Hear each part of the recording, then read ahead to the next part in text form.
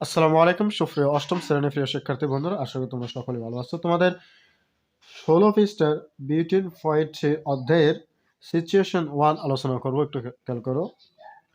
Situation 1 মানে পরিস্থিতি 1, মাই little sister, আমার ছোট বোন। তাহলে তোমার ছোট বোনকে কিভাবে বলবা? যে মাই লিটল সিস্টার, আমার ছোট বোন সারা। ছোট বোনের নাম কি? Sara. Is the heart of our family, আমাদের পরিবারের হৃদয়। তোমরা বা আমরা এভাবে বলি যে আমার ছোট বোন বা আমার ছোট ভাই আমার পরিবারের এক অংশ, আমার পরিবারের একটা আত্মা, এভাবে আমরা বলি। তাহলে my little sister Sara is the heart of our family, আমার ছোট বোন যার নাম সারা, সে আমাদের পরিবারের একটি হৃদয়, আমাদের পরিবারের হৃদয় মানে আত্মা। শি ইজ সুপার বিজি, সে অনেক ব্যস্ত। And doesn't have a moment to rest, বলছে বিশ্রাম নেওয়ার জন্য তার কোনো সময় নাই। He doesn't have a moment to rest, তার কোনো সময় নেই কিসের জন্য? বিশ্রামের জন্য। এক মুহূর্ত তার সময় নেই বিশ্রাম নেওয়ার জন্য। নাও, এখন, ডেসক্রাইব, বর্ণনা করো, হার ইউজিং অ্যান অ্যাপ্রোপ্রিয়েট সিমেল, বলছে তার উপযুক্ত উপমা ব্যবহার করে, উপযুক্ত উপমা ব্যবহার করে তার বর্ণনা দাও, তার বর্ণনা দিতে বলছে এখানে। এবার আসি সিচুয়েশন 2, পরিস্থিতি 2, we live in a busy area. We মানে আমরা, লিভ মানে বাস করি, ইন মানে মধ্যে, এ মানে একটি, বিজি মানে ব্যস্ত, এরিয়া মানে এলাকা। তাহলে কি দাঁড়ালো?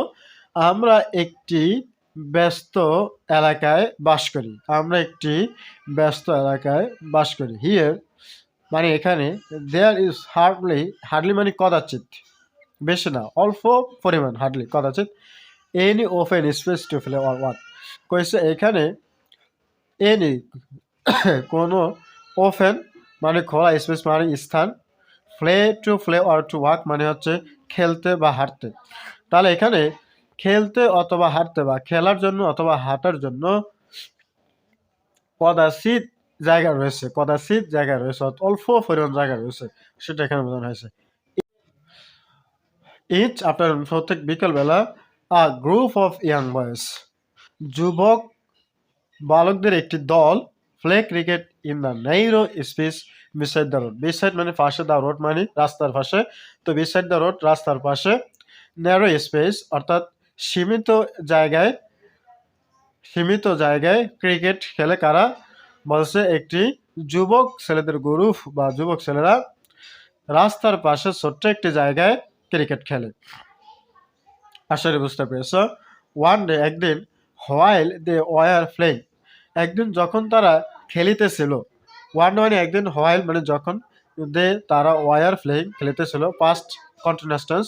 তো একদিন তারা খেলিতেছিল যখন, ইস সাডেনলি, এই কমার অর্থ তখন, প্লেইং এর পরে যে কমা রয়েছে এই কমার অর্থ তখন, সাডেনলি হঠাৎ, এই স্পিড বাইক, একটি দ্রুতগামী বাইক, রান ওভার চলে গিয়েছে, on one of the players, একজন খেলোয়াড়ের উপর দিয়ে একটি দ্রুতগামী বাইক চলে গিয়েছে, অর্থাৎ একটা খেলার উপর দিয়ে বাইক চলে গিয়েছে, সেটা এখানে বোঝানো হয়েছে যে যখন, যখন একদিন যখন তারা খেলিতেছিল, হঠাৎ করে একটি দ্রুতগামী বাইক, যারা হোন্ডা আমরা বলি বাইক, মোটরসাইকেল আর কি, তাদের একজন প্লেয়ারের উপরে দিয়ে চলে গিয়েছে।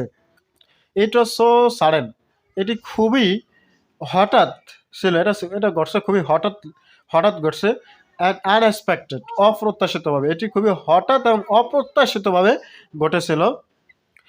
যে দ্যাট মানে যে everyone forgot to move for the moment, সকলেই কিছু সময়ের জন্য নড়াচড়া করতে ভুলে গিয়েছে, অর্থাৎ এদিক সেদিক যেতে ভুলে গিয়েছে, কারণ ওই যে একটা ফেলিয়ার উপরে দ্রুতগামী বাঘ চলে গিয়েছে, এটা দেখে তারা খুব একটি ইতস্তত করলো, মানে খুব স্থগিত হয়ে গেল, স্থগিত হয়ে তারা তাদের যে হাঁটতে হবে বা খেলতে হবে এটা তারা ভুলে গিয়েছিল ওই পরিস্থিতি দেখে। এরকম কিন্তু আমাদের হয়। নাও, এখন, describe the intense, বর্ণনা করো, the intense situation using an appropriate symbol, কিছু উপযুক্ত উপমা ব্যবহার করে এই সিচুয়েশনটি, পরিস্থিতির সিচুয়েশনটি তোমরা বর্ণনা করো। ধন্যবাদ সকলকে।